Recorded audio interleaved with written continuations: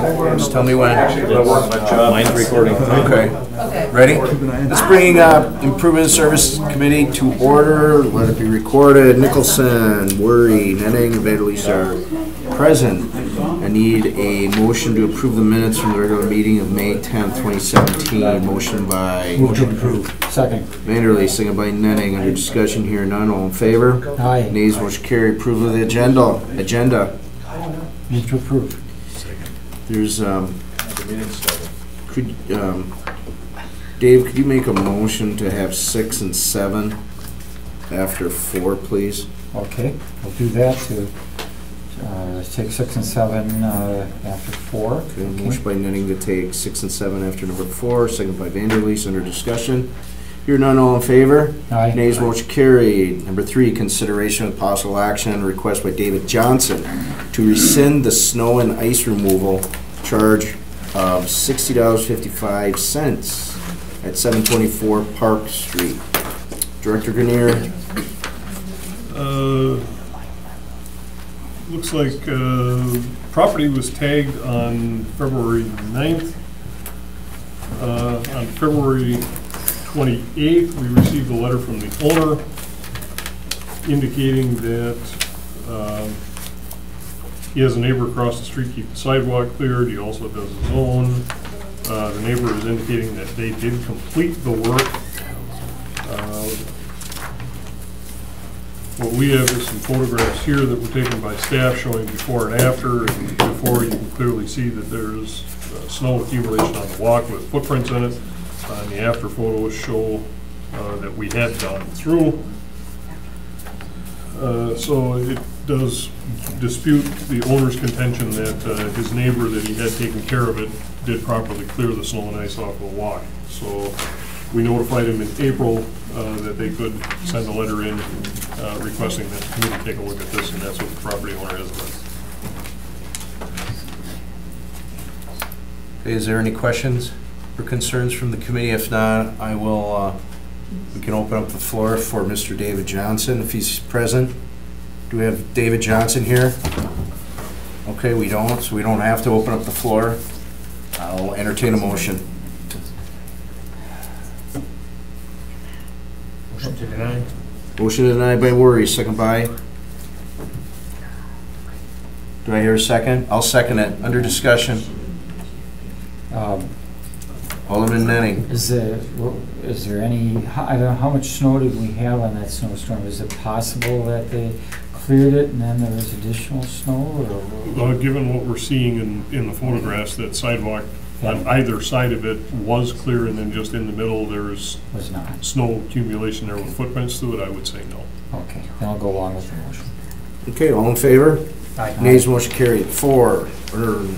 Yes, number 4, consideration, possible action and request by Larry Scray to place carts within the city's right-of-way. Director Grenier. Okay, we've included in your packet a diagram. Mr. Scray has, cart is the best way to describe it. It's more of an upright stand for pamphlets and things, and he's looking to have permission to occupy any one of these red dot locations at a time, but overall permission to utilize each of these locations, again, one at a time. As we told you at our last meeting, what we're moving toward is a process where somebody comes to the revocable occupancy permit within the right-of-way. This is one of those permits. Staff has no problem with issuing the revocable occupancy permit, executing the hold harmless, ensuring that all proper insurances are on file, and execution by mayor and the clerk. Okay. Is there any questions from the committee? Because the participant is here. So do you have any questions or concerns right now, committee? Okay. Do you want to speak? Yeah. Okay, I'll entertain a motion. Motion by Nenning to open up floor interested parties, second by Weary. Under discussion. Hear none, all in favor? Aye. Nays, motion carried. Just please, I take it you're Mr. Larry Scray. Correct. Just state your name and address for the record, please, and you have the floor. Larry Scray, 2504 Bellevue Street. I have a picture of the cart. It's 16 inches wide, 2 feet high. It's not gonna obstruct anything, but it's just to help people appreciate a Bible message, so that's what we would like to do. Okay. Thank you. Any questions for Mr. Scray? Alderman Worry. Thank you, Mr. Chairman. Thank you, Mr. Sway. If I heard correctly, these will always be attended to, right? 2 people at a time. Okay, so it's not, someone won't be able to come up and take everything and throw it around? No, and each Okay. person would have a certificate of liability. Okay. No, this is great. Any other questions? Are we approving this for 1 year, or what are we doing? Generally speaking, when we do a permit like this, the permit travels with the owner. So for as long as Mr. Scray or the responsible person signing the agreement is affiliated with it, that permit would be valid. Any questions for Mr. Scray? If not, we'll return to regular order of business. So moved. Motion by Worry, second by Vanderleest. Under discussion here, none. All in favor? Aye. Nays, motion carried. Alderman Nenning. Move to approve the request. Motion by Nenning to approve the request, second by Worry. Under discussion. Here, none. All in favor? Aye. Nays, motion carried. Sorry to keep you waiting. Thank you, gentlemen. Okey dokey.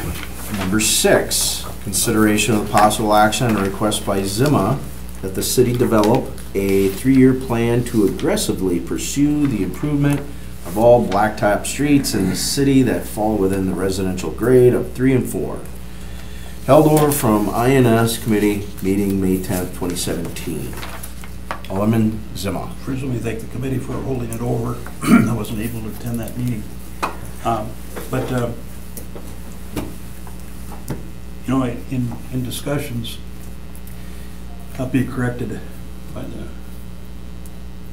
Public Works Director. If I make any mistake, please correct me. But that the bituminous streets that are connected with our residential streets have a lifespan of anywhere from 20 to at the maximum 40 years. Some that aren't used very much can go as long as that, but I think we agreed that the average was somewhere around 25 years. I'd say it's a little bit higher than that. I'd say average is probably around 30 to 35, but fair enough. Well, even at 30 to 35. Sure. If you're going to keep up with, you know, having good pavement throughout your city, you'd have to have a plan to be doing at least 3% of them a year. And I think in recent years we have not come anywhere close to that. I don't think we've had a plan. I don't know if they, and what it costs the city. I think we, correct me if I'm wrong, but even though the owners are presently paying 30% of the, on each side for the bituminous paving, the actual cost to the city is about 75% of the total cost, project costs. We're correct about that? Ballpark. So each street does cost the city quite a bit of money. I know we've got an item on the agenda here a little later. I don't know if we're doing 75, should we do 100%? Or is there, of course that's for a later discussion. It's just that there are a lot of streets that are in not good condition. And I know 13th Street in my district. I go down Roosevelt. I mean, there's a lot of streets in bad condition. And I don't think we've been keeping up. I don't know what the reason for it. Do you know any reason why we haven't been kind of sticking to a schedule of 2.5% to 3.5% a year? Well, program hasn't changed much since I came on board almost 10 years ago. This is about where we've been for as long as I've been here. Well, the last year we only did 1 to 1.5%, correct? The program has been about the same size since I've been on board for almost 10 years. Well, then maybe we have to look farther than since you've been on board. Right. Because I'm just using your numbers now, not mine. Mm-hmm. You said the 30 to 35 years is the average life. So we know that about a third of them, about 3% of them a year have to be done on average to keep up. You might do 4% one year and 2% another year, but you got to keep that kind of average. Mm-hmm. You're telling me since you've been here, it's been 1.5%. Exactly my point. That has to be revised. I suspect our administration, knowing that the city does cover about 75% of the cost, replacing streets is an expensive affair. Right. And of course, when you're supposed to be doing 3 and you do 1.5, that leaves a lot of room in your budget to do other things that you may think have higher priority. I think it's time that we took a good close look at this and started to set some kind of motion that, and it can be a little bit more, a little bit less each year, but that we're trying to hit those targets.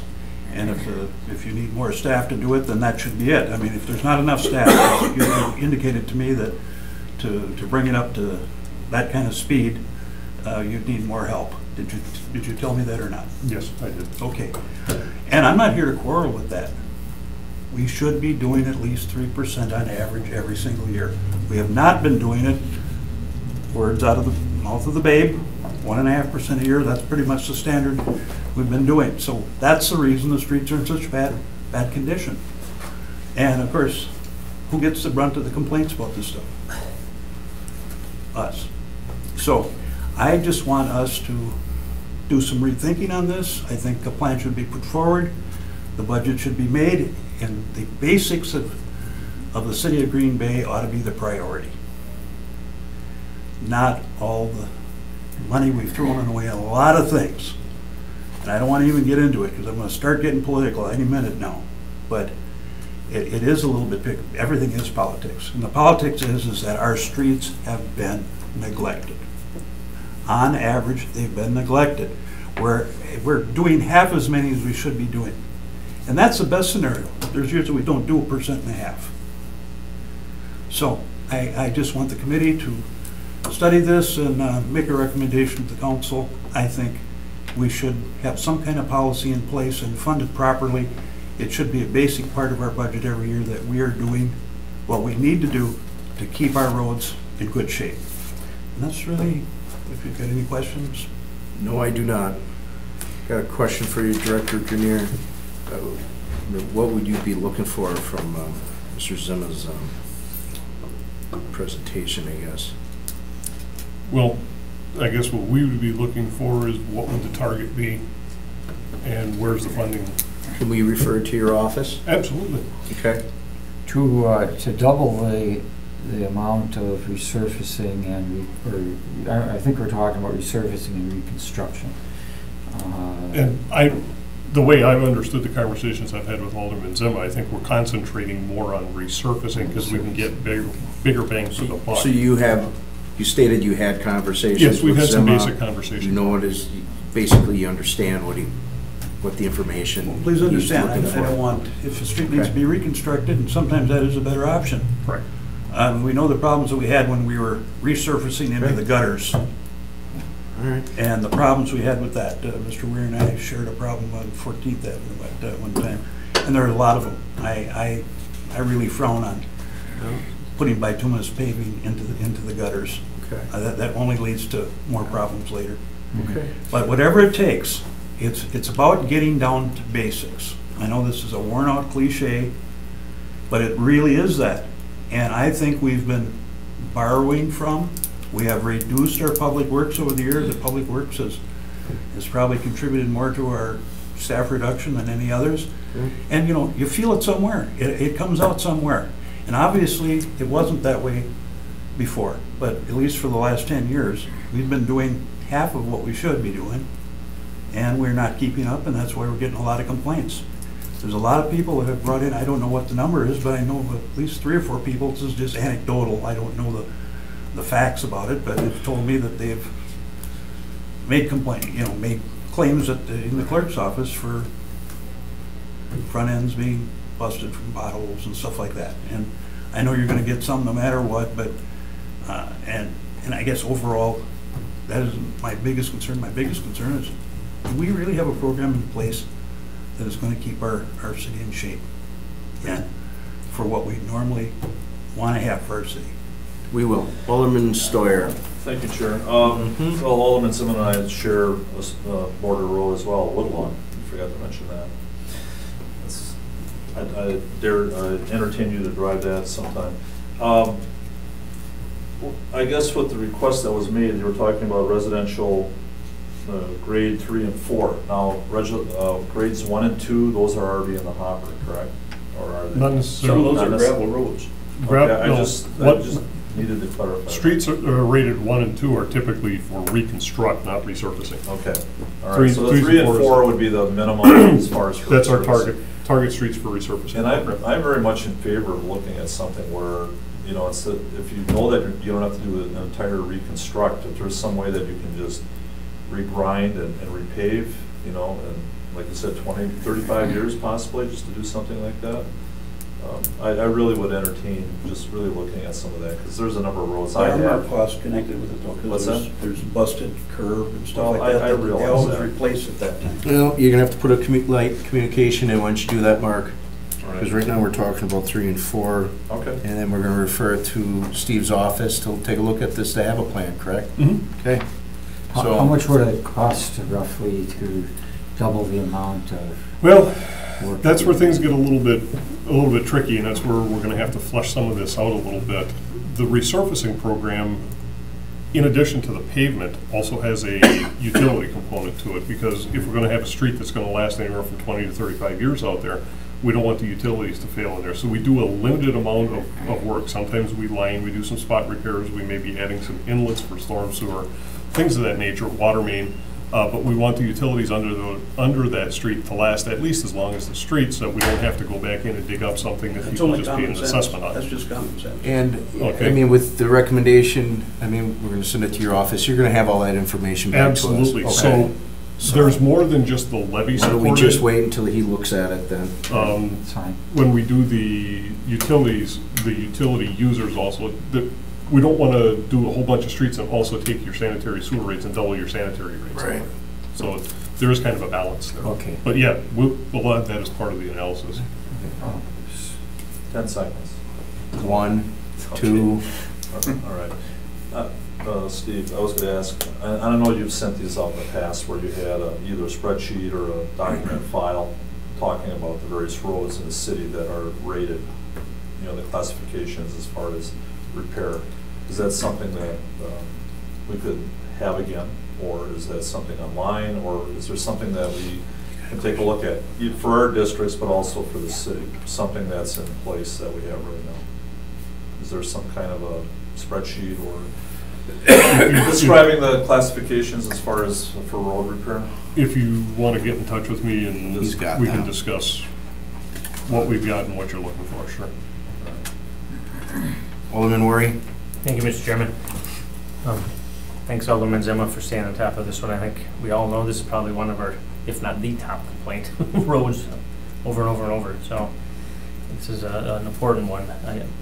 Director Grenier, if we refer this to you to bring back a couple options, I don't know, 2, 3, 4 options. Sure. Each one would have a cost associated with it, if you want to double, Absolutely. if you want to increase by X percentage. And do you think a couple months, or how soon can you? The bonding is, well, not till next spring, so we have Correct. some time. Well, this isn't gonna affect anything till next year Yeah, anyway, so. so- Sure. I We'll get it back to you as I- soon as we can. Right. I'm just cautioning the committee, Please caution us. the cost is cost that should have been part of our budget all this time. So any insinuation, that, oh, we're gonna double this and, push things up, it was stolen from there. It has been reduced from there for whatever reason, long before maybe Mr. Grenier came here. But it has not been, we have not had a program that kept pace. It's just obvious. And Mr. Weary, you hit it right on the head. I mean, when I ask people what we should be doing with the Packer money, that one came up like all the time. It was give it back to the people or fix the roads. And sometimes people, if you cajole them a little bit, they would add things to that. But it's what are our priorities? We have to ask the council and ourselves, is our priority that we're going to really keep up our streets? Right. Or aren't we? Okay, I'll entertain a motion to refer to staff. So moved. Motion by Worry, second by Nenning, under discussion. Here none, all in favor? Aye. Nays, motion carried. Moving forward. I believe it's number 7, consideration of possible action on a request by Alderman Zima that the city review city procedures regarding the private removal of trees in the city right-of-way, and also to review the removal of trees at 340 North Broadway. Held over from INS May 10th, 2017. Alderman Zima. And thank you for holding the item over. I guess I'm going to ask to stand corrected. If I say anything wrong again, I will offer that to the Public Works Director again. Sure. At any point in time, please step in and correct me if I'm wrong. In fact, I might start out with just a question of, do we have a written policy now about, I know that if a tree is diseased or dying, our Public Works Department takes them down. Parks. I mean, our Port of Forestry Yes. Department takes them down. I know Mr. Nicholson has had events that some of the members of his district wanted to take down trees in the right-of-way. I had it near my office, folks there, and I can remember being before the, for a good hour and a half over this subject, and it was always the Improvement Services Committee that would decide if someone could take something down or not. In most cases, the city's been very reticent to take down any tree, any healthy living tree. If I said anything out of order?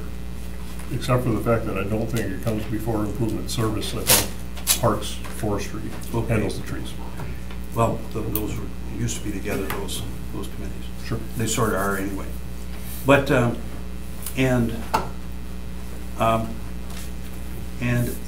it's correct that that's a committee that would decide if a tree would go down or not at the owner's request. Correct. And anything outside of that, we determine would be taken down under the normal course of events, died or diseased trees, whatever, that's the process that takes place, correct? Unless there's a agreement that would supersede that, correct?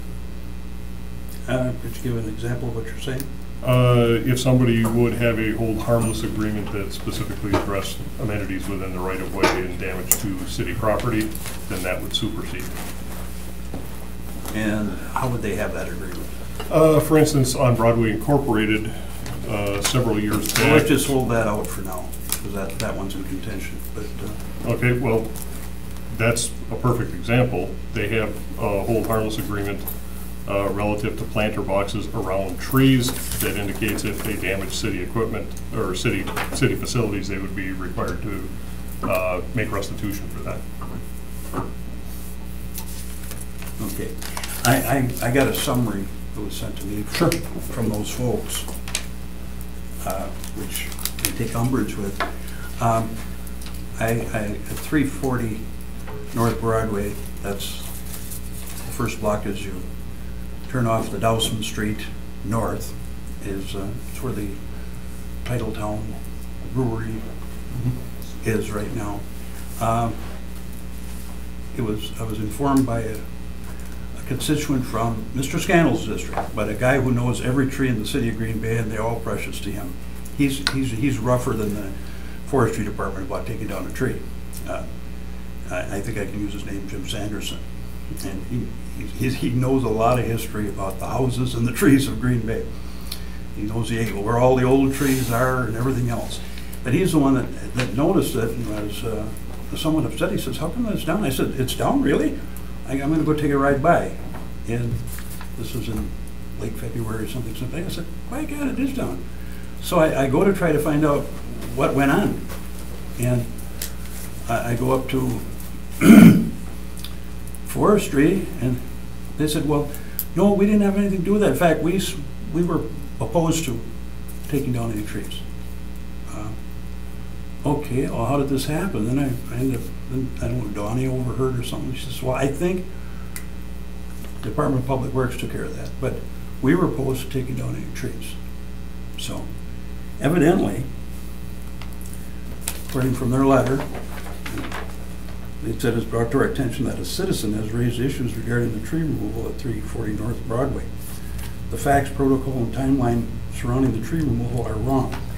Okay, I think maybe they are wrong, because in my experience, which is long-term, and Mr. Nicholson hasn't been here exactly a short time either, anytime something came up where people wanted a tree down, it came before the committee, and a discussion was had about it. This particular case, evidently, the agreement was made just between you and them. And they said that they went and talked to OBI on Broadway Incorporated, which I don't know where they have the authority on this, but whether they're for it or against it or sideways doesn't really matter. It's in my lifetime here anyway, it's always been the park committee, thanks for that correction, that has made those decisions. And I'm wondering, why was that done? Because I know that there are no other trees taken down. These folks say, well, it's in front of their entrance of their building. Well, trees are in front of the entrance of a lot of buildings on Broadway. And I remember when they were planted, the original plantings, I raised some cane about it, were about $5,000 a planting.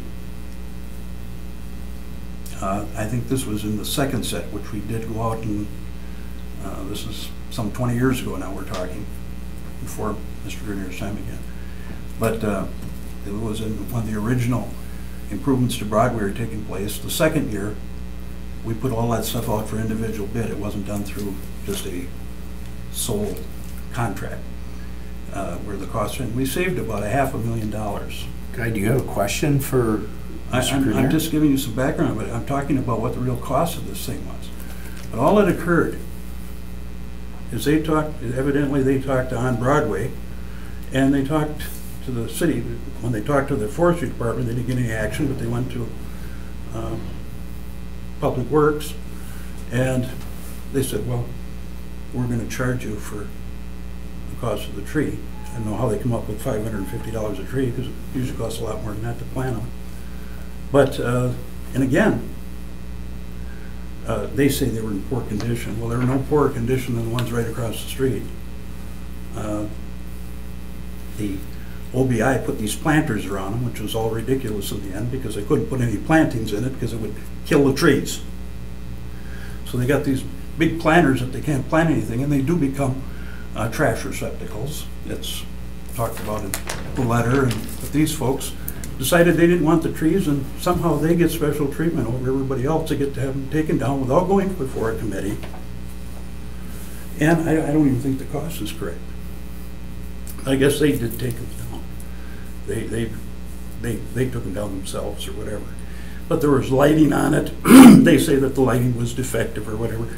Well, that's a maintenance problem that should just be required. I mean, we spent a lot of money to upgrade and try to unify, have some unity of what the looks of the street were going to be. And I think any person, any fair person would say that how Broadway looks today from what it was 20 years ago is day and night.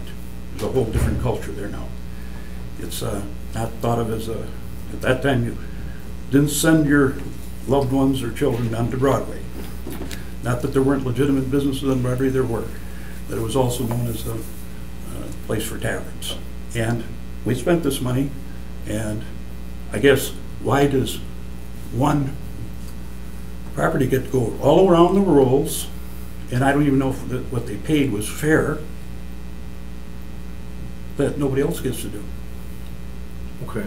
Steve, can you address some of his questions? Absolutely. On Broadway, Incorporated executed a hold harmless regarding the planters in 2012. In 2016, DDL, the owner of the building, inquired about filling in the tree boxes and doing something to dress up those amenities. DDL was informed that they would have to first obtain control of the boxes from OBI, and that they could not do things that would damage the trees in accordance with the hold harmless agreement that we had on file. DDL informed us, this was verified by On Broadway Incorporated, that OBI had assigned the rights to these 3 boxes to DDL. DDL inquired about filling in the boxes. They were told that they couldn't fill the boxes in, as this would damage or kill the trees. They asked what would happen if the trees died. We consulted with the hold harmless agreement and did speak with Parks. Parks indicated that if activities within the boxes killed the trees, DDL would be held liable under the conditions of the hold harmless agreement. DDL asked what those damages would be. I again consulted with Parks and responded back to DDL that they would be charged the current replacement cost for each of the 3 trees, and that current replacement cost is $550. DDL came in, paid $1,650 in damages for 3 trees, and had the trees taken down. They are looking to work cooperatively with the city to restore the area and dress that area up, bring the grade up, and be able to plant those boxes in the way that they should have been. As Alderman Zima indicated, you can't plant anything in them because it would kill the trees. I did bring this to Law Department, and Law Department agrees that by removing the trees were covered under the hold harmless agreement as city infrastructure. By removing the trees or damaging the trees, they breached a term of the agreement. The repercussion of this breach is payment of damages, and they have paid those damages, so they have fulfilled their obligations under the hold harmless. Again, as I indicated earlier, why is this area special? And it's not these 3 boxes, it's every box that goes down Broadway that has this hold harmless agreement associated with it. The difference is there's a specific agreement addressing that area, and if they damage city infrastructure, they are obligated under the agreement to make restitution for it. There really wasn't a whole lot anyone could do to stop them because the agreement provided that option. It provided a damage clause, and if you damage the infrastructure, you are obligated to make restitution for it. They've done that. Gee. Was that hold harmless agreement? Guy, do you got a question? How did you come to the, is it you that, or who determined there was $550 to replace? That was a direct quote from Parks Department. Are they here? They're not. That's to put a replacement tree there. Correct. Of course, a tree with a caliber this big around isn't replaced by a tree this big around for the same price. The tree was, the fee was way too low. Those might be horses out of the barn already, but, and of course what disturbs me most is that, and it sounds like now the attorney's office is somewhat complicit in going around the normal rules of the city of Green Bay. People want to take them down, they're supposed to come in before the park committee and get permission. I know when I brought people forward, they were larger trees. They were talking a lot bigger number than that to take them down. And they would have to replace them, etc. And in the end, the committee decided not to let them do it. I think, Mr. Nicholson, do you have a similar experience? Right? What street was that again? Juniper, I believe. Juniper. And so, I don't know. I'm disturbed. I think maybe you misstepped, Mr. Grenier. I'm not here to take you to the drawn and quartering, but at least verbally. I guess I want an explanation of why you thought you could give them permission on this. They act like this was a deal that was made between you and them. I think deal is a very strong word. I think we looked at what legal was out there, and the agreement that they had on file had provisions that allowed them to do that. Again, I did consult with the law department, and they concurred. It says here, in early November, this is from them, not me, in early November 2016, DDL and the head of Public Works conducted a site review and discussed the plans. Verbal approval was given, and the Forestry Department was contacted at that time. In late November, the Forestry Department sent an invoice for $550 per tree for a total of $1,650. Sounds like you gave them verbal approval to cut the trees down. Verbal approval was, if you damage the tree, you will be held liable under the terms and conditions of this HHA. Well, isn't that sweet? Is that acceptable to the committee? That, oh, if people just go do it, then we don't fine them, we just charge them for the replacement of the tree. Not what the tree was worth, what the caliber of the tree was. I think this is just a way that I suspect second floor offices had something to do with it. But that's just my opinion. Somehow, normal protocol was not made contrary to what they say. They say, oh, the facts, protocol, and timeline surrounding the tree removal are wrong. They say they met with you and had an agreement. you let them take down the trees. And then we sent them a little petty-ante bill for it. I think it stinks that I haven't. And why do they get to do it? Everybody else has got the same situation. And the trees are planted there for a reason, to give a sense of tree-lined street. And we had lights put on them that were quite expensive, if I remember right, about $2,000 a light. Did you look back and see what it costs to destroy those, to take those out? I guess not. Silence is golden. But anyway, I think something should be done about it. I think it should be reevaluated. People should be, I think there should be a review of what our rules are, and staff should be told that you do not give permission to take things down without committee approval, and that proper amount of money should be levied. They're taking down a tree with a much larger caliper, and they threw away the lights that I believe, just from my memory, I could be wrong, you could go back about 20 years, but were about $2,000 a light. And I know there's different ways to lighting that we're looking at, etc., but that was the truth of the matter. And of course, this person that's really concerned about it could have written a letter to the Press-Gazette about it, and they wouldn't print it because they called over here and found it was all really A-OK. So anyway, I think I made my point.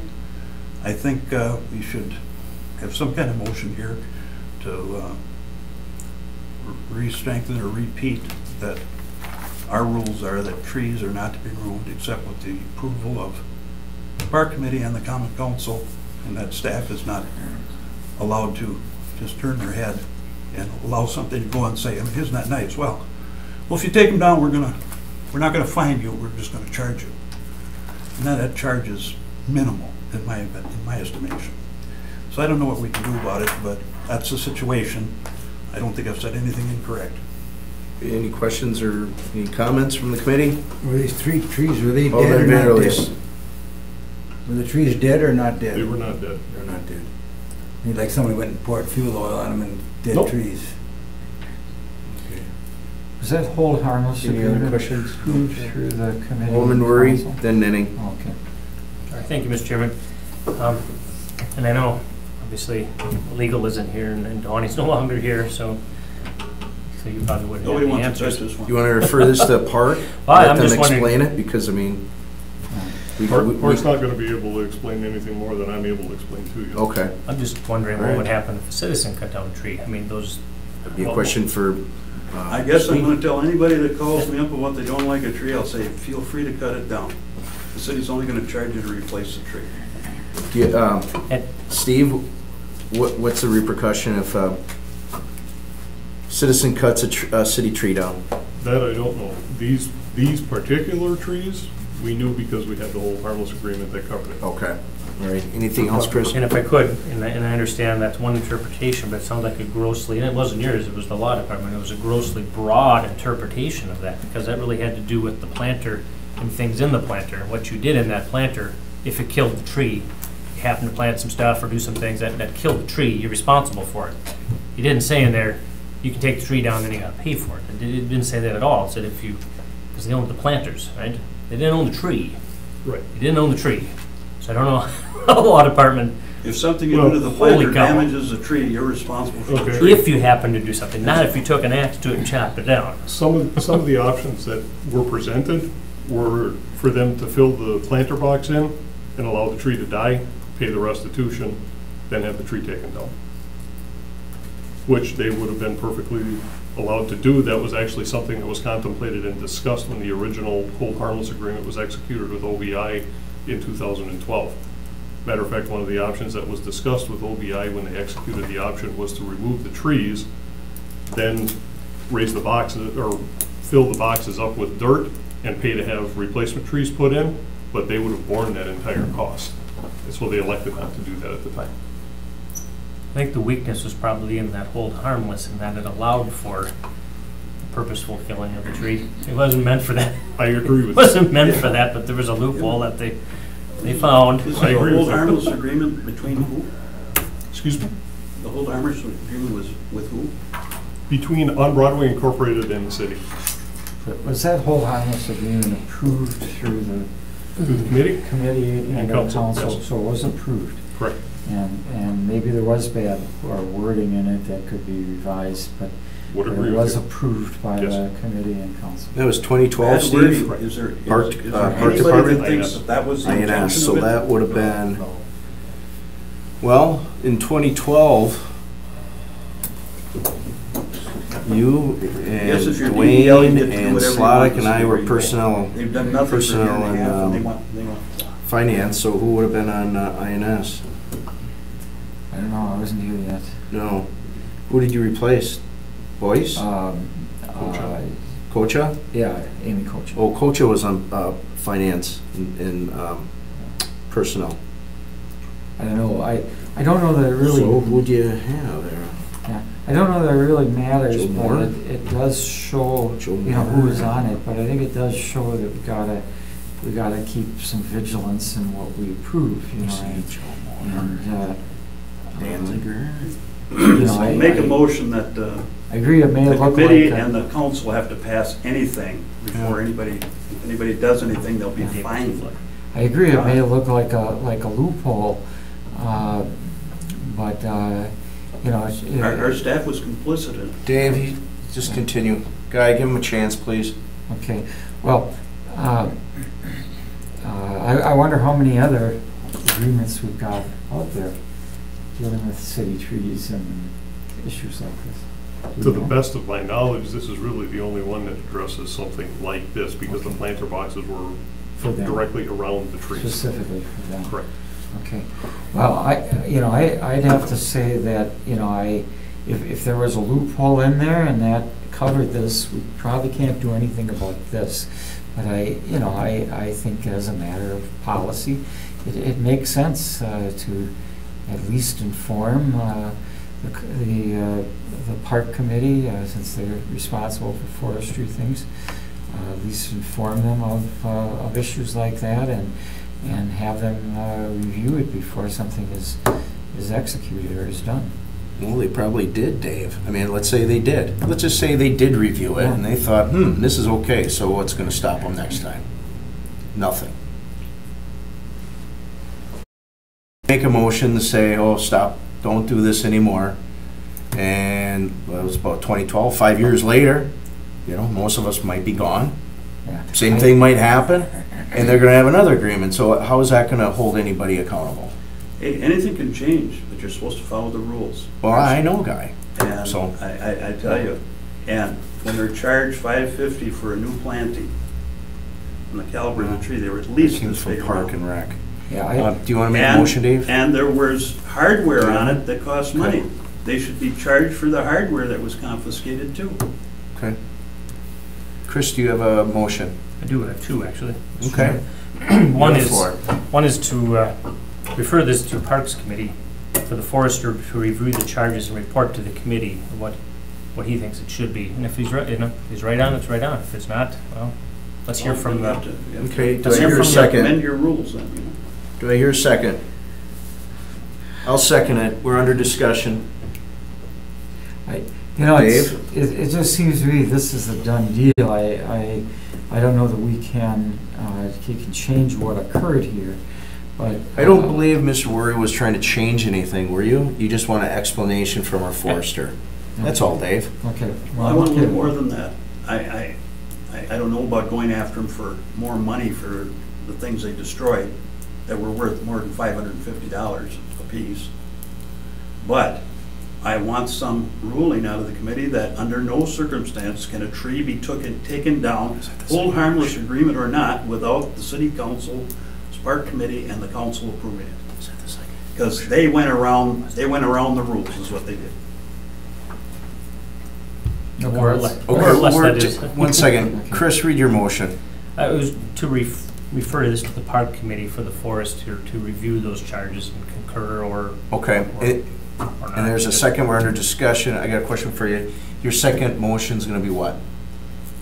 Well, I actually, that wasn't one of them, but it could be. I actually was going to ask for a written legal opinion about this, regarding the willful killing of the tree. I don't think that was the intent of the agreement at all, and I want to see that in writing. I don't think we Okay, have that in let's writing handle the already. first motion first. So I have a motion by Mr. Worry. Steve, do you have it? To refer it to Park Refer have the forester. refer the charges to Parks. and have the forester be present at our next meeting and basically explain the charges and what else? Yeah, Policy. The policy. Chris, is that what Yeah. what it is? Okay. Yes. Okay, we're still under discussion. All in favor? Aye. Nays, motion carried. Okay, what's your second one? I believe the email that Director Grenier gave me does state that their interpretation of it is what I was But looking for. I think you have to close the loophole. I think the committee should make it clear in a motion that no tree will be taken down in the right of way of the city of Green Bay, unless, you know, you don't have to take the language out about the dead or dying trees or anything like that. And review the That it whole cannot be house. privately taken down or removed without Oh, permission yes. of the Sure.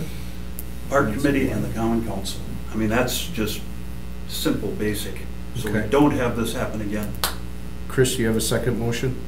Well, basically, I guess you could go a couple ways, really, just to reaffirm. You're looking to reaffirm that no one can take down a city tree without first coming to the committee. Regardless of any other agreements that are not approved. Well, I don't know. Yeah. This whole harmless agreement, this is all subterfuge. It's all BS. It's all on the side. It's all how we make up, you know. Make a motion that basically if a city tree is gonna be taken down, it has to fall in the guidelines of our policy. And there's gonna be no outside agreements. That's my motion. Do I hear a second? Second. Okay, there's a second under discussion. Anybody want to discuss this?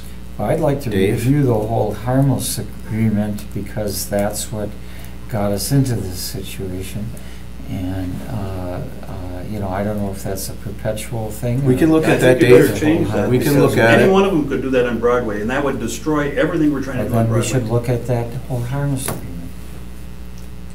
So under this deal, anybody could cut down their tree on Broadway. Is that whole Believe me, the Well- ones harmless between agreement under Dousman and our Walnut jurisdiction were or 5 million. One second, guy. Okay, there's a motion on the floor. 5,000 of them. We're gonna discuss the motion I just made. Okay, is there any discussion? If not, all in favor? Aye. Nays? Okay, I'll entertain another motion. Well, it passed. Silence is assent. Well, if we were to review the whole Dave, you wanna harmless- look at the whole harmless Is agreement, that under correct? jurisdiction of this committee or Park Committee? Make the motion, please. I'll make a motion at the next meeting to review the whole harmless agreement. I think that should probably be as a communication Okay. next Tuesday. Okay, sounds good, Steve. Okay, moving forward. Thank you, Guy. We are on number 5. Consideration of possible action on a request by Alderman Norrie to examine changing the method of approving and paying for all street improvements held over INS March 29. Alderman Worry. Well, I'm gonna refer this over to Director Director Grenier. Grenier, who's done a lot of work on this. Okay. And so Okay, has Alderman Nenning. so in your packet, we've included a copy of the original memo that was prepared back in October, revised in November, and then I've also provided you with a second memo that's dated today, June 14th. The original memo from last year is more there just to close the loop in case somebody didn't have some of that background information. But the memo from today, I can go through with you quickly. I apologize, we didn't get the information off to you early. We've had some shakeups in our front office. And to be quite honest, I was still compiling the rest of this memo yet today. So following our recent discussion regarding potential implementation of a wheel tax, staff has prepared a few potential scenarios for the utilization of any funds that would be generated. Each scenario has a primary objective of reducing the need for and the amount of special assessments associated with pavement construction that are currently levied. It's anticipated that a wheel tax would generate more revenue than is currently generated through the levying of special assessments. So we've also provided a list of potential uses for the additional funds generated. First thing we want to do is set up a baseline condition. Do you have an extra? In order to perform any financial analyses, we need to establish the baselines. We use records that we obtained from the DMV. They indicate that there are 213,371 vehicles within Brown County that would be subject to a wheel tax. If we prorate those vehicles on a population basis, we anticipate that there's about 86,100 of those registered within the city of Green Bay. Alternatively, DMV does have records indicating which municipality has vehicles registered for calendar year 2016. However, we have learned through the experience of other jurisdictions who have enacted a wheel tax, folks in suburban municipalities, so we could have folks in Bellevue who have listed their address as Green Bay that are counting towards the Green Bay numbers. And you can tell I was still working on this today. Those, according to the DMV, they are showing a total of 124,384 vehicles with a Green Bay address. Taking a look at that, the prorated county number of 86,000 and the reported number of 124,000, we would suggest using 105,000 as a basis for the financial analysis. We think that's pretty close to being accurate and maybe a little conservative, which is what you want to be in this case. Of the 15 jurisdictions that have enacted a wheel tax, 12 of those have set the rate at $20 per vehicle. Of the 3 remaining, 2 of them have a rate of $10 per vehicle and 1 has $30 per vehicle. The DMV collects a 17-cent per vehicle administrative fee, remitting the net proceeds back to the municipality. So for our projections, we've used the $20 per vehicle wheel tax with a net proceed of $19.83. This will generate a total of $2,082,150 in wheel tax revenue. So assessment scenarios, according to Wisconsin state statutes, vehicles having a gross weight of not more than 8,000 pounds are subject to the wheel tax. As such, many commercial vehicles will not have to pay a wheel tax. Passenger automobiles, with some minor exceptions, will be subject to the wheel tax, and those minor exceptions are specialty plates, so collector plates, prisoner of war, Medal of Honor, certain plate types for automobiles are not subject to the tax. Those plates are most often registered to a residential address. With this in mind, each funding scenario includes a component of completely eliminating special assessments in residentially zoned properties. Those folks are paying the wheel tax, they should get the bigger benefit. However, we do have to take a look at commercial properties. So for other than residentially zoned properties, because most, but not all, commercial vehicles would be exempt from the payment of a wheel tax, we evaluated various levels of relief from the special assessments. This was done to be cognizant of small businesses, which would likely have smaller vehicles and still be subject to the wheel tax. However, large commercial enterprises with larger vehicles exempt from the wheel tax should still have some contribution towards expenses and not be wholly subsidized by residential properties.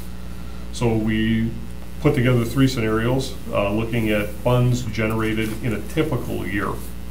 So we'd be looking at, in a typical year, we generate about $2,082,150 of wheel tax. The estimated annual residential assessments are about $750,000, and estimated annual non-residential assessments are about $350,000. So if we eliminated all assessments, okay, it's about $1.1 million in assessments that would be removed, leaving us with a net of about $982,000 that we could spend somewhere else. Scenario number 2 is if we eliminate all residentially zoned property assessments, $750,000, and we reduced the other zones by 50%. That's about $175,000. That leaves us about $1,157,000 for other programming. The last scenario is if we eliminate all residentially zoned property assessments, that's $750,000, and do nothing for other than residentially zoned, that will leave us about $1.3 million. So when we looked at options for other programming to utilize the excess, the funds generated by the wheel tax in excess of the replaced special assessments, several options came to the forefront. Options we've identified for implementation would include alley reconstruction or resurfacing, the creation of a reserve fund to protect against years with higher than anticipated replaced special assessments, expansion of programming, maintenance programming, reduction in levy-supported borrowing, and rail crossing repairs. For alley reconstruction and resurfacing, currently there's only 2 sources for alleys. That's community development block grant funds and levy-supported borrowing, because alleys are considered double frontage road, and we only levy special assessments on first side served. CDBG funds are restricted to areas identified by Housing and Urban Development as low to moderate income areas. While LMI areas cover about 75 to 80% of the total amount of alleys we have in the city, that leaves 20 to 25% of the alleys that aren't subject to LMI funding. Additionally, the amount of funding that we get for the alley program is small in compared to the needs. So we do have alleys that are going unserviced even within the LMI areas. Federal government could replace or remove the CDBG funds, and there is currently some talk in Washington about doing away with CDBG. So we're subject to, number one, the CDBG funds being available in the first place, and then us getting our share of them. Staff would recommend an allocation of $250,000 annually to address alleys and other scenarios where there are double frontage streets. We don't think there's a whole lot of them out there, but I don't want to discount another double frontage. The other thing we'd be looking at here is if we've got areas that we're not subject. I'm trying to make a generalization, I can't do it, so I'm going to give you an example. East side of Green Bay, Superior Road runs parallel with I-43 between Sitka Street and Baird Creek Road. So if you're heading north on I-43 between Mason Street and the Baird Creek crossing, Superior dives down the hill to your right, okay? Because half of that street is DOT right-of-way, we can't assess that because we can't generate special assessments. It's cost prohibitive for us to work on it. That would be a street that we would also look at with this quote-unquote alley funding. Things that we can't generate other funding for. Creation of a reserve fund. As our projections are based on past program years, each future year may include more or less than previous averages, or to protect against construction material labor cost increase. We would recommend the creation of a reserve fund. We'd initially look at an allocation of $200,000 for that, and an annual review to determine whether or not that level needs to be maintained, added, or subtracted from.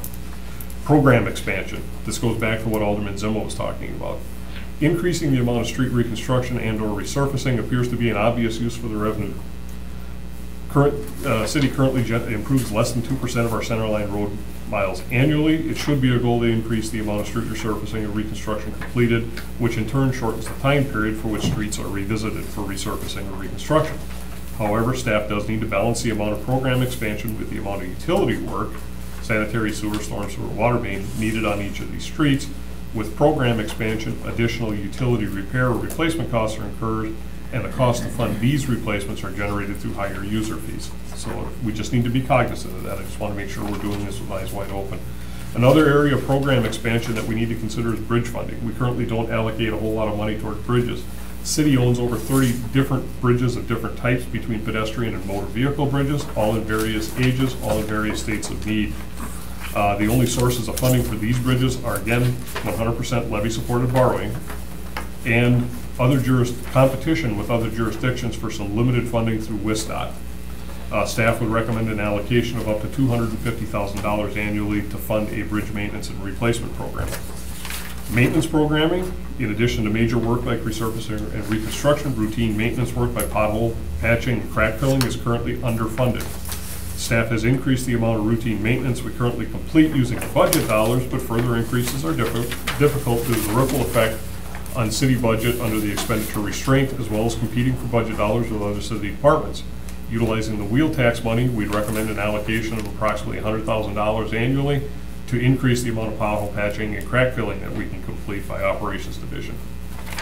Reduction in levy-supported borrowing. One aspect of fiscal responsibility to the taxpayer is maintaining a healthy and sustainable debt load. This is accomplished by maintaining or reducing our annual debt service payments. Funds generated by a wheel tax could be used to offset the amount of levy-supported debt required to complete our program in years where other departments need a larger than normal percentage of the annual bonding. Last one we have in here is rail crossing repairs. Pursuant to section 86.12 Wisconsin statutes, rail companies are required to maintain public at-grade crossings in good condition. Those of you who've been with the committee for a while know that we don't always have good success under the maintenance program with the rail companies, because experience has shown the rail companies simply don't fund their maintenance programs at a level necessary to keep up with the needs. However, city staff has been in contact with Canadian National, and we found out that they have a different program called their Special Capital Program, where funding for rail crossing upgrades exists, but these programs require a minimum 50% match by the local municipality.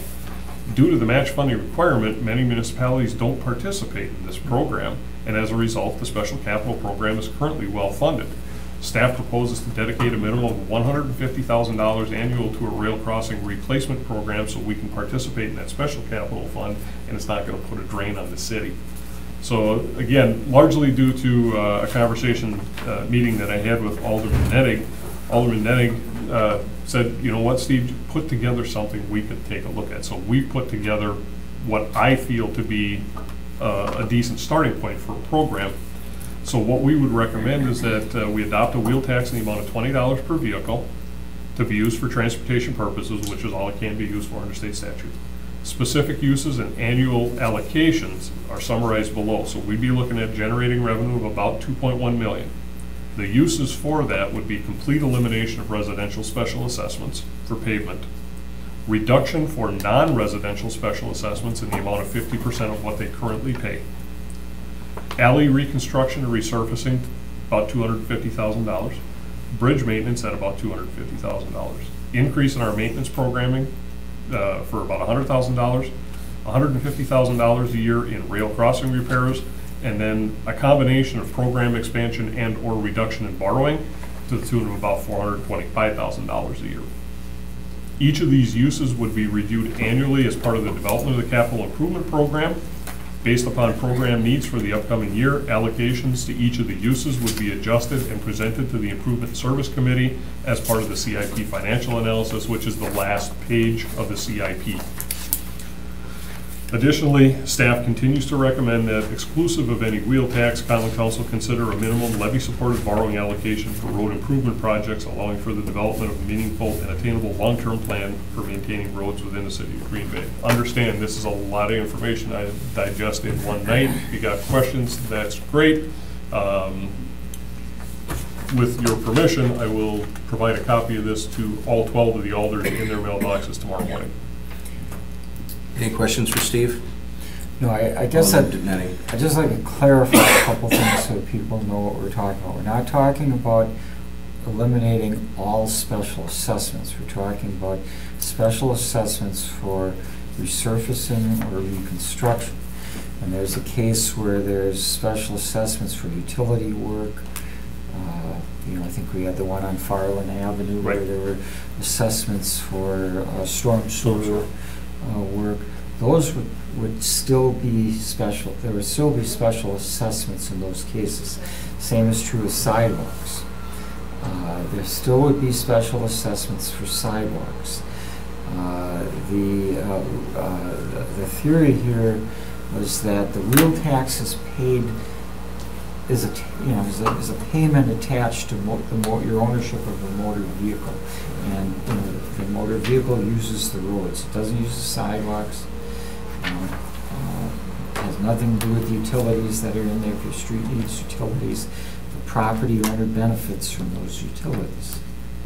So and really there's not enough money here to do everything. So the idea is to focus on in terms of reducing either reducing or eliminating special assessments, to focus on the roads. And I know that may not satisfy everybody, but that was the theory. Okay, Chris, do you got a comment or anything? Or question? Yeah, thanks, Mr. Chairman. Steve, you and staff, this is well done. It's thorough, it's well thought out, really it's well put together. I really appreciate it. You walk through everything perfectly. You say what other people are doing, what you'd like to do, where it could be used, everything fits. I like your proposal. It's really well done. I don't know. That's all I have right now, just having seen it.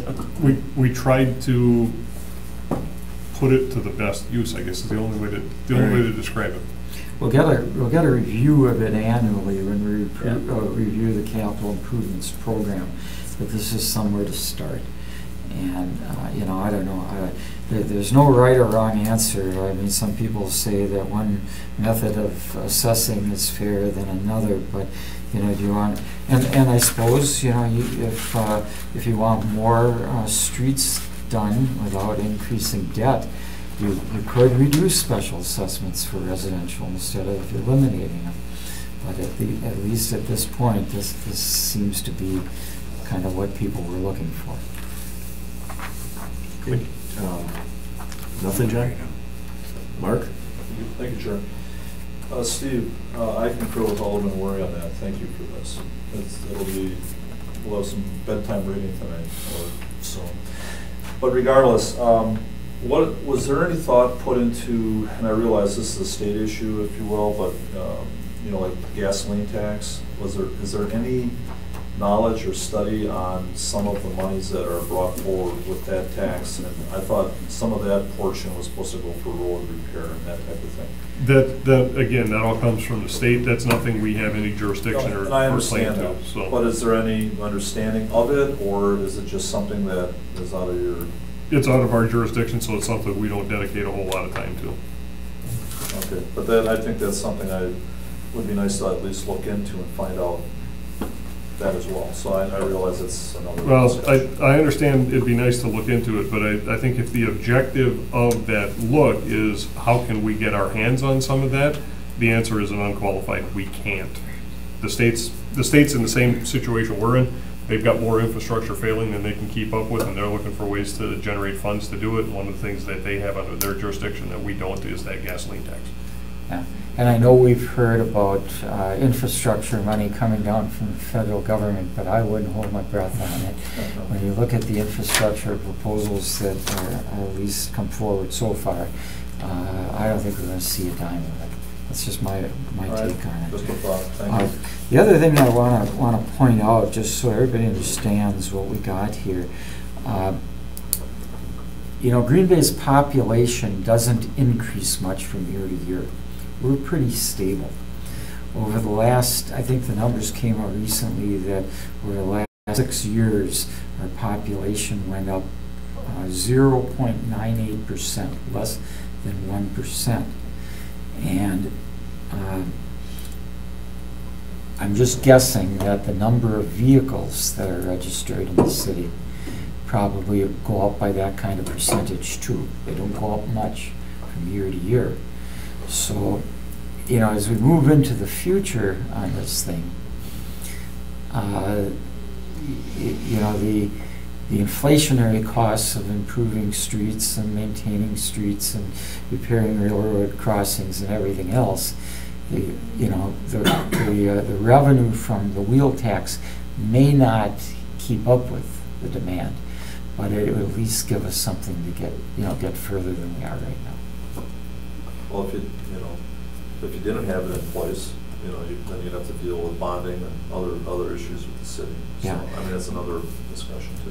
And you know, the whole thing about special assessments is that once you eliminate special assessments for residential properties, it's going to be darn near impossible politically to start them again at some point.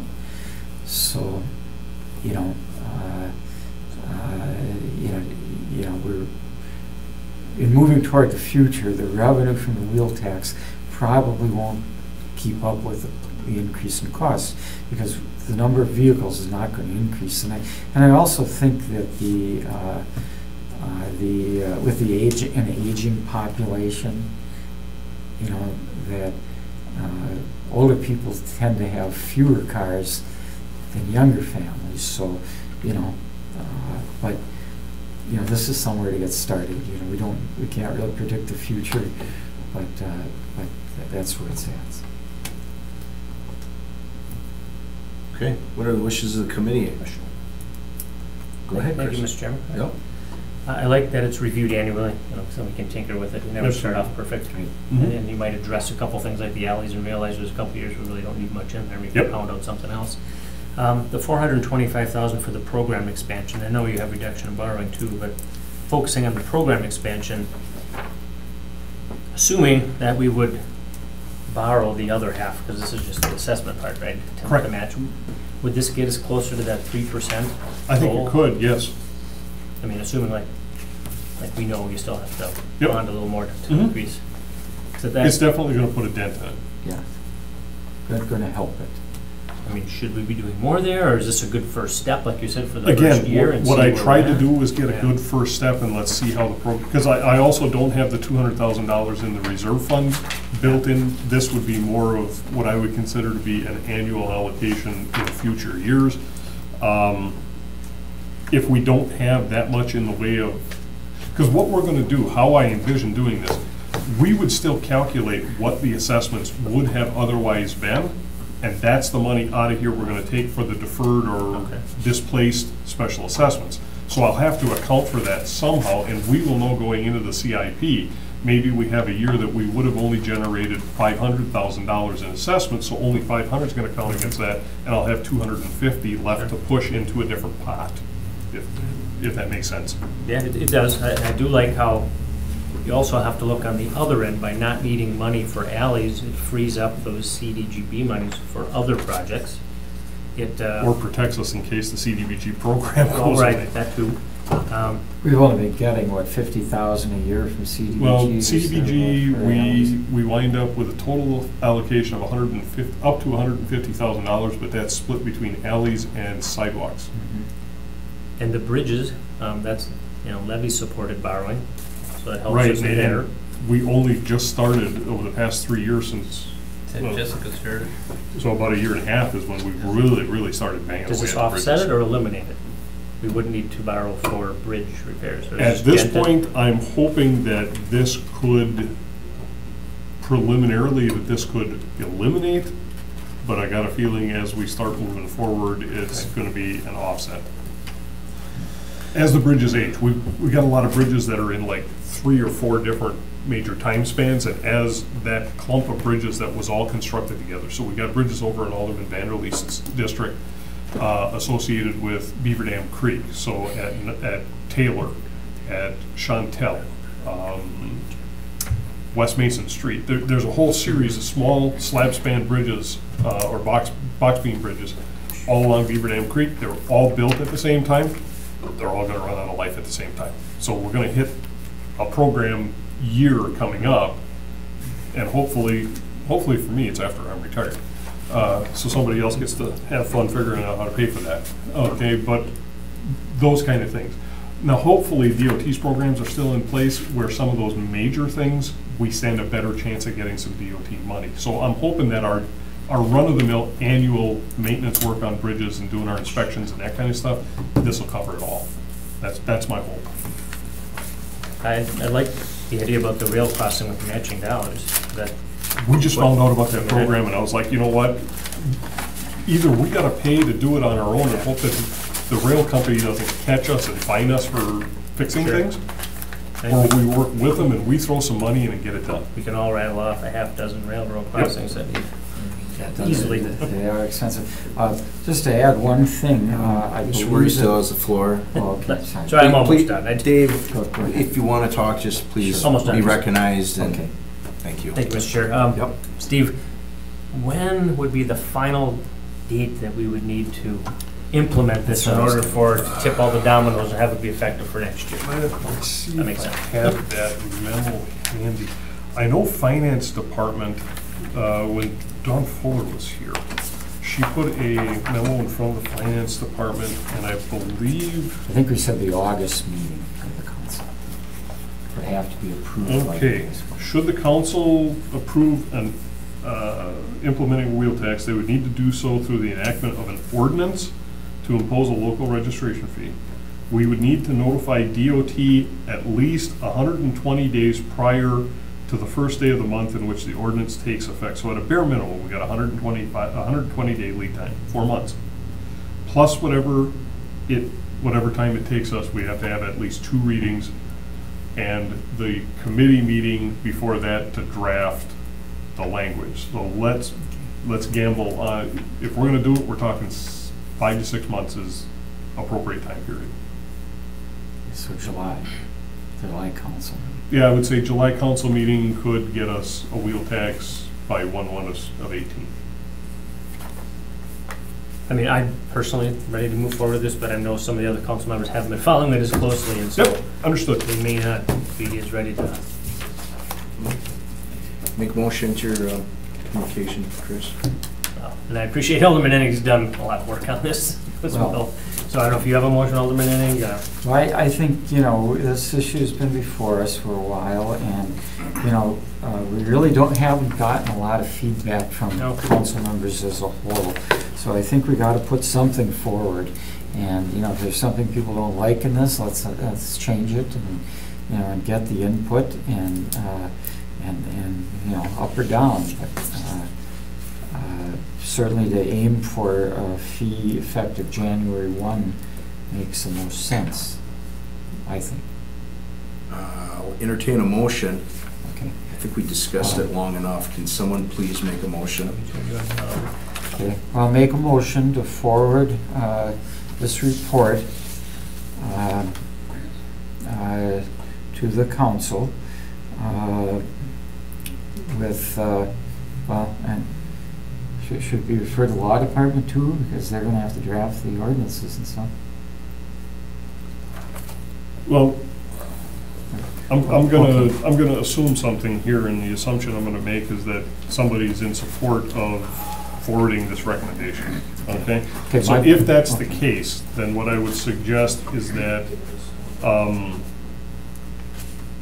you approve the recommendation that's contained in the report relative to the adoption of a wheel tax and the uses that are identified, and have staff prepare draft ordinance language for that language to law department to place in final ordinance format, and have that language brought back at the July meeting of the Improvement Service Committee. Okay, that's my motion. Repeat that.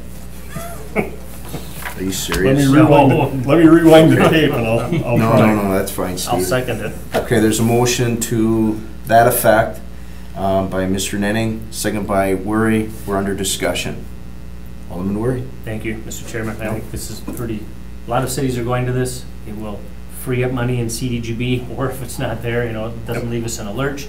It's gonna, you know, can borrow less for some projects and use it elsewhere, or just borrow less, which is good too.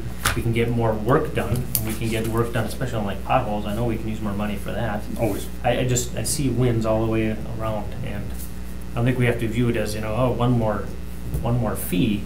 You have to explain the whole picture and say, look at all these other positives that are occurring because of it, and you're actually going to end up better. So I like it. Let's send it to council. Okay, any other discussion? Okay, all in favor? Aye. Nays? Nay. No. Motion fails. Okay, let's move forward. Number 8, discussion with possible action on requests by the Department of Public Works to enter in a lease agreement with Brown County for parcel 6-3041 West Side Yard Waste Site. Director Grenier. Okay, you may not be aware, but the property that we are currently occupying for our West Side Yard Waste site was subject to a property transfer between us and Brown County several years ago. And part of the terms and conditions of that property transfer is we were supposed to vacate that property no later than February of 2017. Obviously, we've not done that. Brown County has offered some terms and conditions for a lease for that property. We will pay $500 per month in 2017. If we're still there in 2018, it will be $750 per month. And if we're still there in 19, it'll be $1,000 per month to lease what we're currently occupying on their property. The initial term of the lease is for 3 years, from June of 17 to June of 2020. This lease was jointly negotiated between Brown County Corp Council and City of Green Bay's law staff. We're in agreement with it. We are actively working with the DNR to approve the property that we own and get off this property as soon as possible so that Brown County can utilize their property. So staff would recommend entering into this agreement and authorizing the mayor and clerk to execute. Okay, I need a motion to approve by Vanderlee, seconded by Worry, under discussion.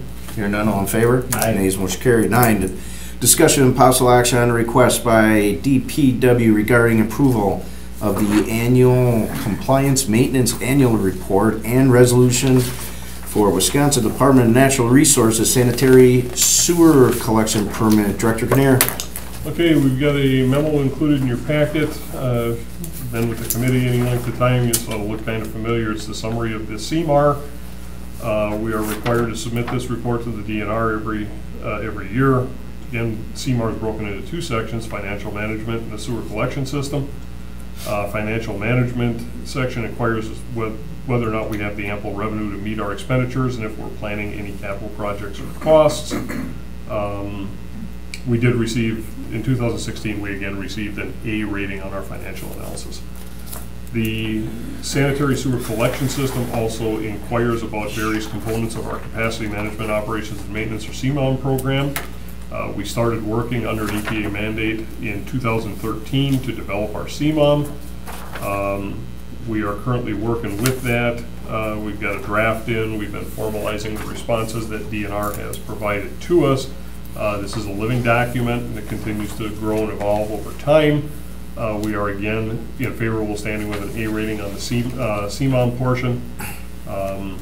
We have a summary table that shows since 2006 how we have rated the percentage of our total system that has been cleaned, televised, the number of complaints we've had, the number of backups that we've had, and the number of sanitary sewer overflows. So for 2016, trend continues to be down. We've had a total of 178 complaints with 13 backups and no sanitary sewer overflows. So that means nothing has gotten out. We've had some backups into a basement, but nothing has gotten out of the system. If it backed up into the basement, when the blockage was relieved, it went right back down into the sewer, so no discharge. Action that's necessary, Public Works is requesting that Improvement Service and the council approve a resolution authorizing DNR NR 208 compliance maintenance annual report, authorize the mayor and clerk to execute the resolution, and allow us to forward these documents to the DNR.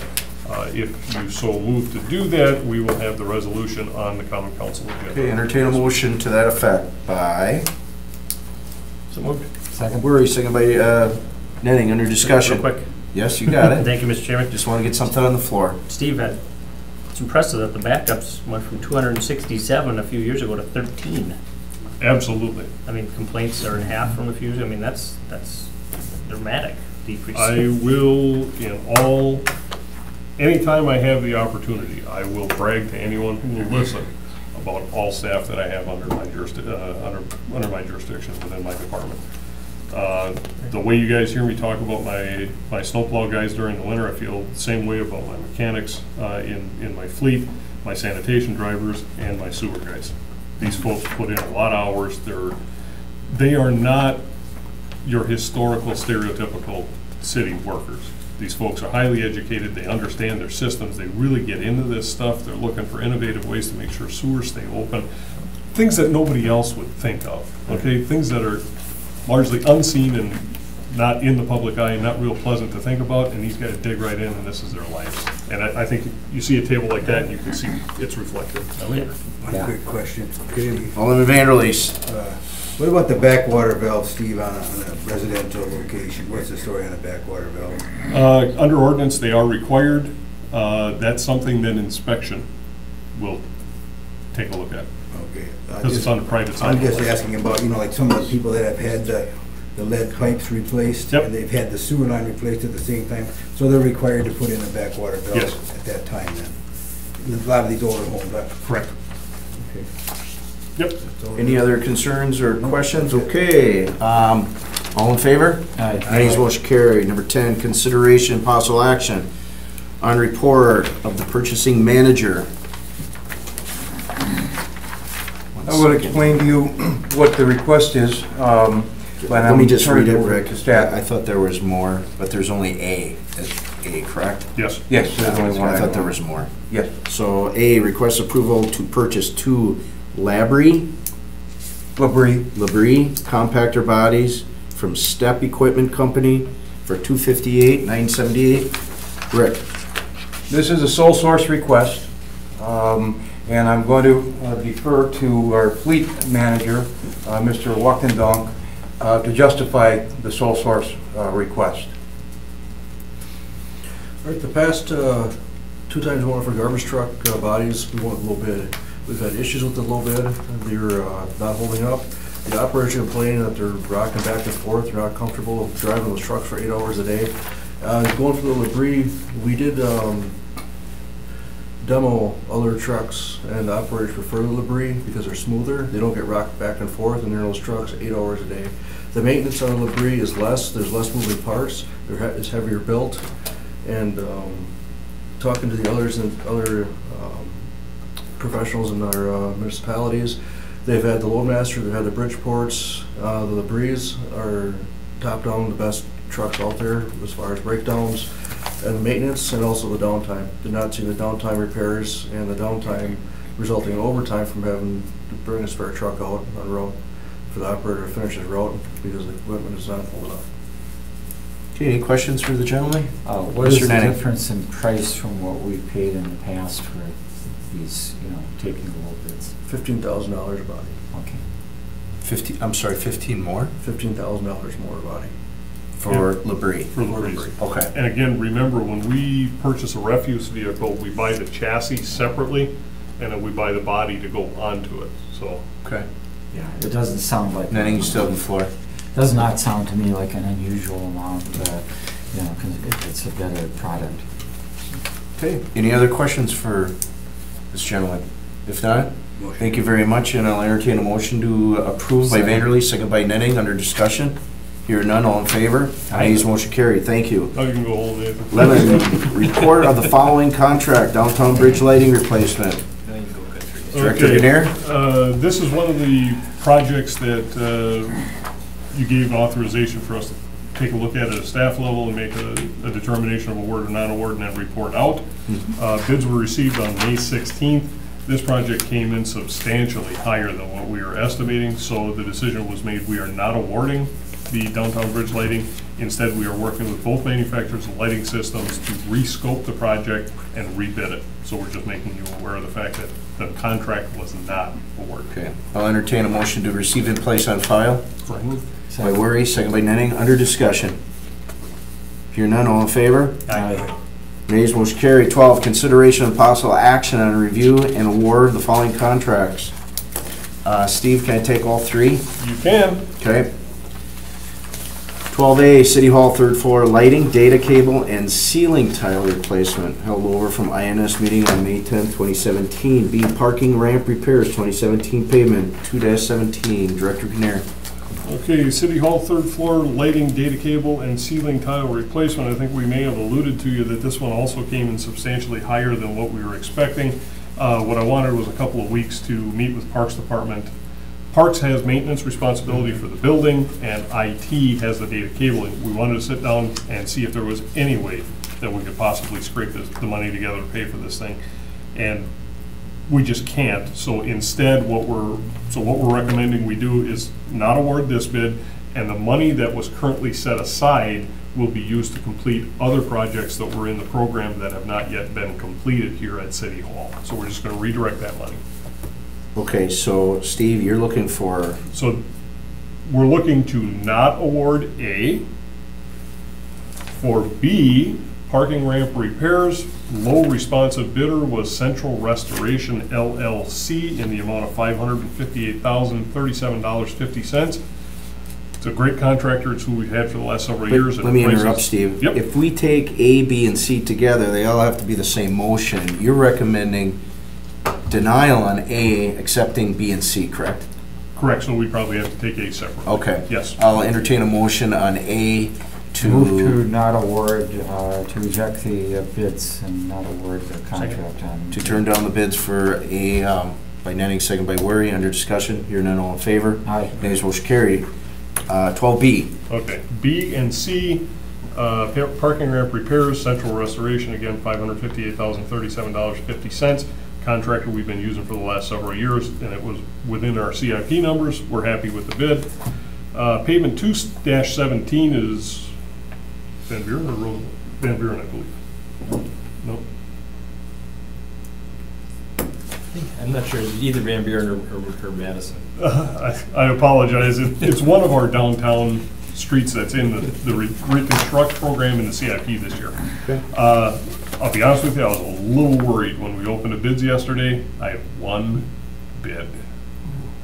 Open it up, Peters Concrete, $277,484.10. It was below original project estimates, so we are happy with that one. So we are recommending award of both B and C. I will entertain motion to approve B and C by Vanderleest.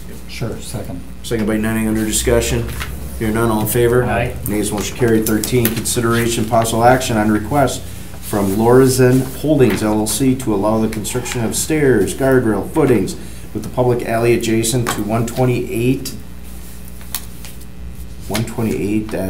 North Broadway? 128 and 142 Oh, and North Broadway. 142. Yeah. Okay, Director Grenier.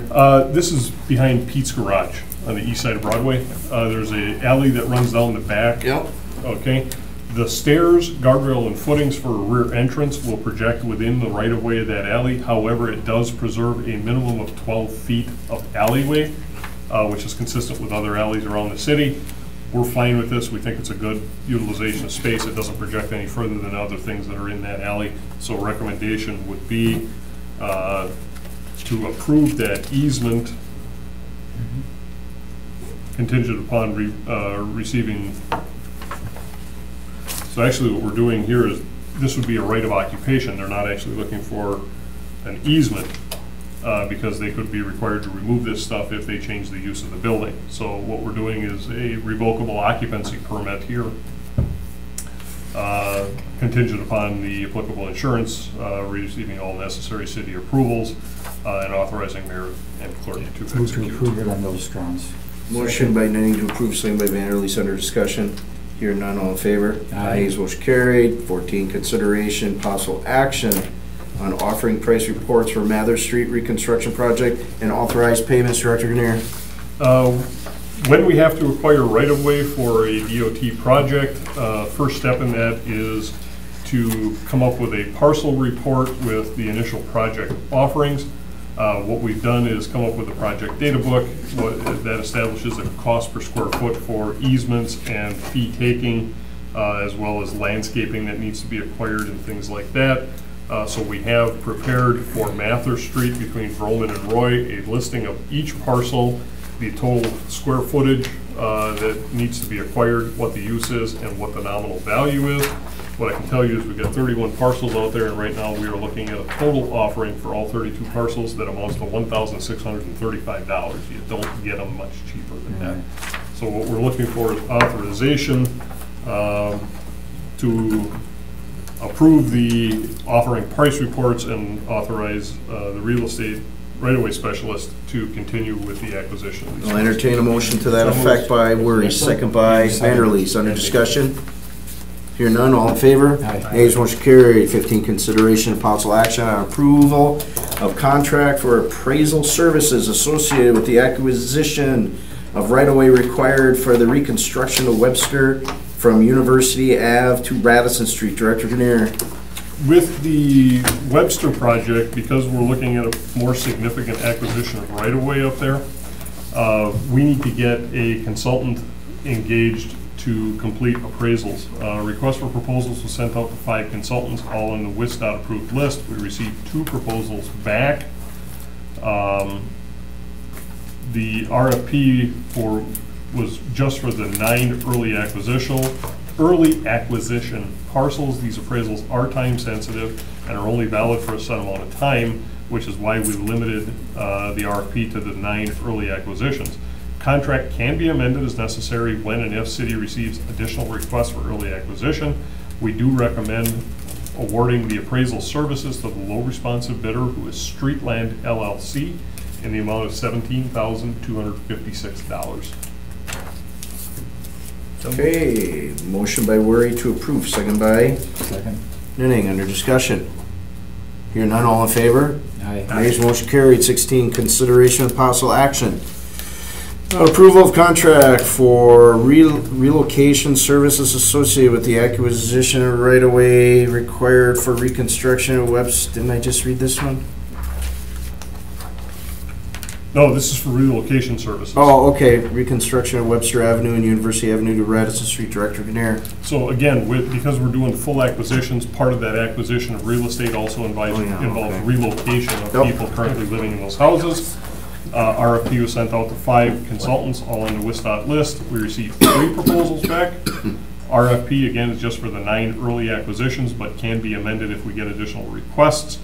Recommend awarding relocation services contract to the low responsible bidder, who is Moss and Associates, $14,325. And I think I'll hold off and not tell Alderman Weary that Moss and Associates principal is a gentleman by the name of Randy Moss, because that may sway his decision. More than likely, but I'll entertain a motion to that effect by Alderman Weary. Ooh. Second by Nenning. Under discussion. Hear none, all in favor? Aye. 17, consideration of possible action on applications for concrete sidewalk builder license by the following. Can I take all 3 of them, Steve? Or all 5 of them? There's 5, yes. Okay, A, DT and Construction LLC, Dubs Concrete and Construction LLC, J&D Services, Louise General Construction and Concrete, and the last one, N&L Concrete Construction LLP. Director Grenier? Any problems with any of them? D&T Construction and Dubs have not held licenses in the past, so what we would recommend is approval of all 5, but D&T and Dubs Concrete would be subject to positive reference check. Okay, I'll entertain a motion to that effect. Motion to approve. By Vanderleest, need a second. Second by Weary, under discussion. Hear none, all in favor? Aye. Nays, motion carried. 18, consideration possible action on application for a tree and brush trimmer license by Urban Tree Service. Director Grenier. They've not held the tree and brush trimmer license with us for the past 6 years. Recommend approval pending an acceptable reference check. Entertain a motion. Move to approve. By Nenning, second by Vanderleest. Under discussion? Hear none, all in favor? Aye. Nays, motion carried. 19, consideration possible action on application. Sprinkler system license by Steiny's. Yep. Water Gardens and Irrigation. Director Grenier. Steiny's good. We recommend approval. I'll entertain a motion to approve by Weary, second by Vanderleest. Under discussion. Hear none, all in favor? Aye. Nays, motion carried. Director's report. Director Grenier. Pretty short. We are in the middle, have fully transitioned to our summer maintenance program, so you will see crews out, especially doing hot work for patching and crack filling. As Donnie indicated during the Parks Committee, we've also been out picking up brush piles and things like that after the storms, and got reports on damage on the west side from today's activities. That'll be cleaned up in the morning, right? That's what I'm hoping. West side, east side, we can wait a couple days. I don't think we had any damage. We've had another spat of vacancies within DPW, and we understand this is business and how things go, but they're getting tougher and tougher to recover from. Had 2 retirements of long-term employees, Joe Desjarlis within sanitation and Cher Carroll in our parking division. Both have retired recently, so we're trying to recruit and replace those. 3 resignations. Lori Karnowski, who was a clerk typist, just came to us a couple of months ago, has decided to leave the city, and she's moving somewhere else. Kyle Vanderloop, who was a young guy doing our site plan reviews, got an opportunity to take a position in the village of Bellevue. When we hired somebody out of Bellevue, the position that opened up, Kyle wound up taking that. And the one that's really going to hurt, I regret to inform that Amanda Barber, who is my administrative supervisor, is taking a position with the city of De Pere. And then another one it's kind of weighing on me a little bit. It's kind of hard to deal with, but last Monday, Ron Bunker in my street section. Ron passed away quite unexpectedly. He was 57 years old. Great worker. Everybody liked Ron. He was a good guy. He was somebody who was dependable. And in the 4 years that I've been with the department, this is the second one of my employees that I've lost, and the third person in the employee family. I had daughter of one of my sewer section workers unexpectedly pass away. So when they're your people, it kind of hits close to home. Just keep Ron and his family in your thoughts. Really a shame. Okay, anything else, Steve? Nope. Okay, entertain a motion to adjourn by Vanderleest. Second. Second by Nending, under discussion here, none, all in favor, nays, motion carried, we're adjourned. All right, have a good week, everyone. You too. Well.